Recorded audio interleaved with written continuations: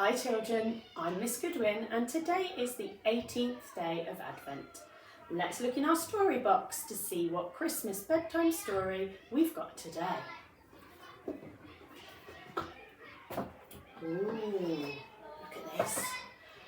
Dogger's Christmas by Shirley Hughes. Oh, you sitting comfortably? Let's get started. Once there was a boy called Dave. He had a big sister called Bella and a little brother called Joe. Joe could not walk properly yet, but he could scrabble along on the floor, crawling very fast. Bella was especially good at running and jumping. She could turn cartwheels and stand on her head. Dave had a very favourite toy called Dogger, who was almost as old as he was. He still took him to bed with him every night. I wonder if you've got a toy that's nearly as old as you. But now he was getting interested in all sorts of other toys, like his train set and his spaceship and cars that you could wind up so they would whiz about very fast on their own. Christmas was coming soon. Dave and Bella helped Mum and Dad to put up the paper chains and decorate the tree. They knew all about it being the birthday of baby Jesus and how he did not have a proper bed and had to sleep in a manger and was visited by angels and shepherds and wise men. Dave and Bella were very busy making lists of all the fancy stuff they were hoping to get as presents and posting them up the chimney to Father Christmas. Bella did not want any more teddies because she had 7 already. She was asking for some new trainers and a t-shirt with an Olympic badge on it and a really good skipping rope because the one she had was rather babyish. Dave wanted lots more track-face train set and some building bricks, a book about wild animals and a chocolate reindeer. Mum helped him make his list. I wonder if any of those things are on your list. Mum took Dave and Bella Christmas shopping. Joe was too young for that, so he decided to stay at home with Dad. They did not take Dogger either, in case he got lost.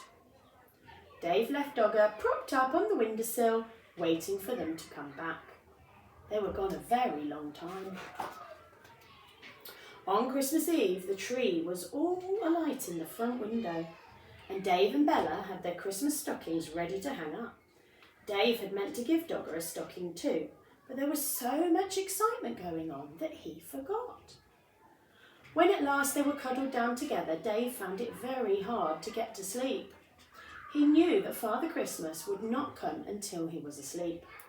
But somehow he kept sitting up and checking the end of the bed to make sure that his stocking was easy to see. But in the end, all the house was quiet. At last it was Christmas morning and Dave, Bella and Joe woke up very early to find their stockings full of all sorts of lovely presents. The floor around their beds was covered with torn wrapping paper.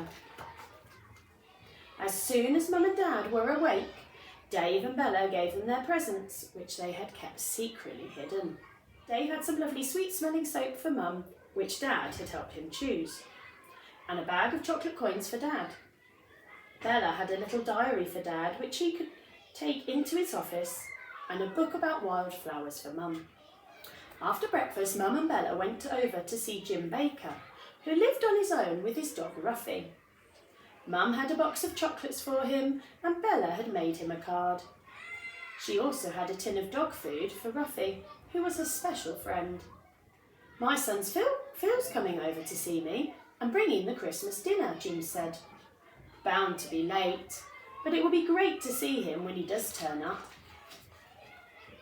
Meanwhile, Dave and Joe had stayed at home with Dad, who was keeping an eye on the Christmas dinner. Dave started to build a super space station with his new building bricks.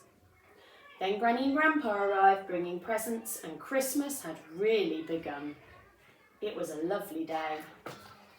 At bedtime that night, when Grandma and Grandpa had left, the children were very tired and very happy. Joe was tucked up and Dave was already fast asleep when Dad carried him upstairs to bed. Bella followed very soon after. Later that evening, when Dad was cleaning up the Christmas wrapping paper and putting it into a big plastic bag, and Mum was filling the dishwasher, they heard a wail.